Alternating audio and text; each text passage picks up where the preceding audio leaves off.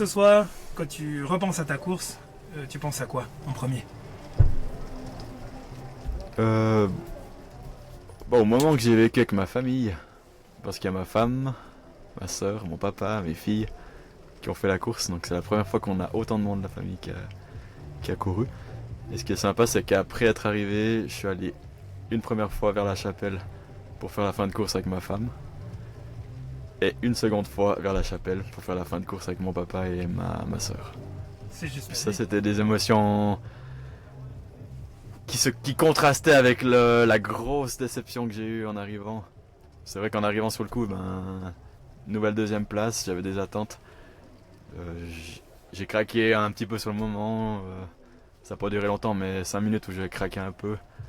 Puis après, je me suis ressaisi, puis je me suis dit, maintenant tu vas rejoindre ta famille et puis tu partages un peu cette fin de course avec eux, quoi. Mhm. Tu penses que, dans un certain sens, ça t'a aidé à donner le tour, entre guillemets, le fait de savoir Oui. qu'il y avait ta famille qui était là, puis que chacun avait un peu son aventure à vivre?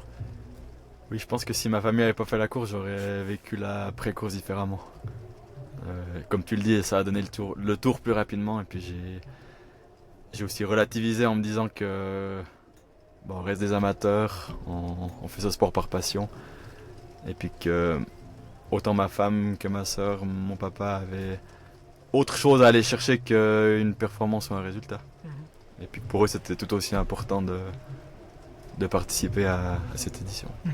Une question d'analyste à 2 balles. Qu'est-ce que tu penses qui manquait aujourd'hui pour faire la différence? À titre personnel, je pense que je fais une bonne course. Je fais 3 ou 4 secondes de mieux que le temps que Jeremy Hunt a fait l'année passée. Donc dans un terrain aussi gras qu'aujourd'hui, je pense que c'est pas mauvais. Qu'est-ce qui a manqué Peut-être oser prendre plus de risques en répondant à ses attaques, mais voilà, on connaît Jeremy Hunt, c'est quelqu'un qui attaque, qui court par à-coups, et très fort et très tôt dans la course.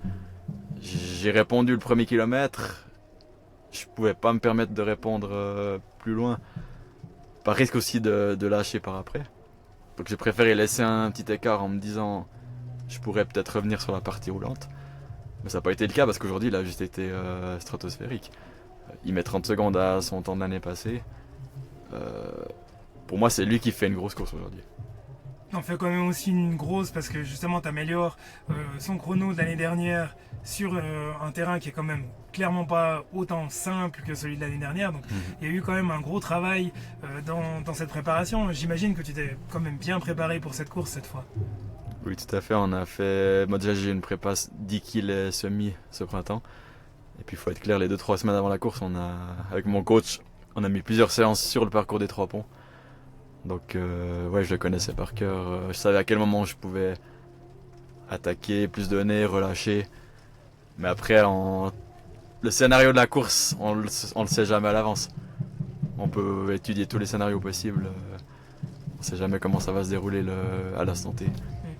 Mais oui, cette course était clairement préparée. Et c'est pour ça que je dis aujourd'hui, j'ai beaucoup de déceptions.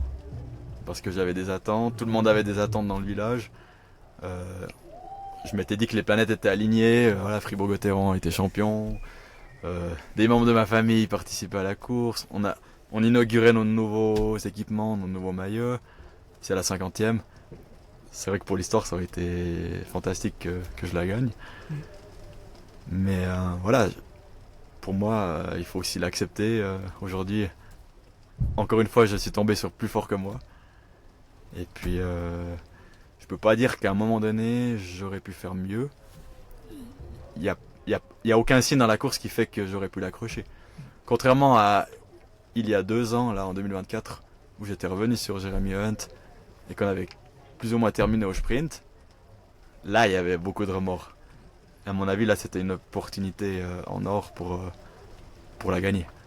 Mais aujourd'hui, voilà, j'ai fait avec les armes que j'avais et lui, il était certainement, comme il l'a dit d'ailleurs sur la remise des prix, sur un très bon jour.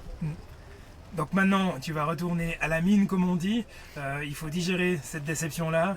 Et te connaissant avec le sérieux que tu mets dans tes préparations, et j'imagine que tu aimes toujours quand même la distance Rennes.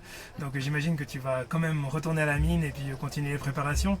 Mais tu te rediriges vers quoi dans les prochaines semaines, prochains mois?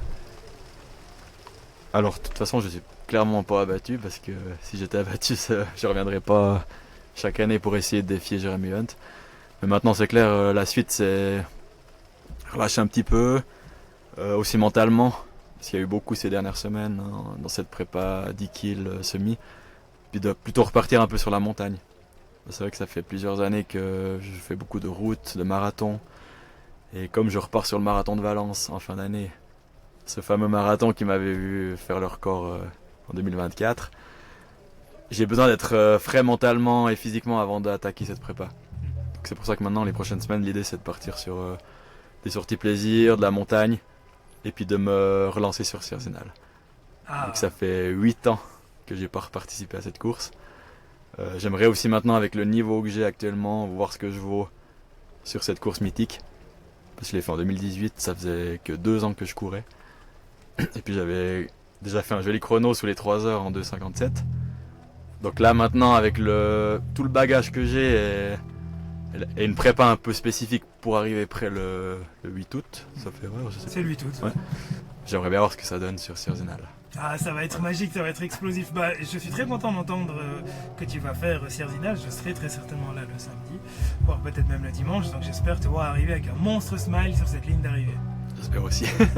Merci 1000 fois, Jérémy, d'être venu te prêter à cet exercice. Je sais que c'est pas forcément facile de débriefer encore un peu à chaud. Bravo, encore bravo pour ce que tu fais, pour ce que tu apportes à la communauté, parce que je parle pas pour la communauté, mais c'est pas forcément évident aussi, j'imagine, de sentir peut-être un poids ou les attentes des personnes qui sont autour de toi, comme tu l'as dit, le maillot, le 50e, la famille.